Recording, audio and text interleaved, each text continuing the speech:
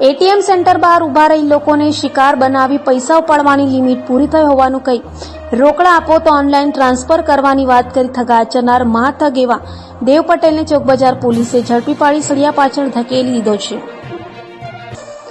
સુરતના ચોકબજાર વિસ્તારમાં silver stone arcade ખાતે એટીએમ મશીન પાસે ઉભા રહી લોકોને નિશાન બનાવતો અને પોતાને જરૂરિયાતમંદ જણાવી રોકડા રૂપિયા પડાવી ઓનલાઈન ટ્રાન્સફર કરવાના નામે મોબાઈલ એપ્લિકેશનના ખોટા સ્ક્રીનશોટ બતાવી છેતરપિંડી કરતો મહાઠગ એવો દેવ પટેલ ચોકબજાર પોલીસના હાથે ચડ્યો છે।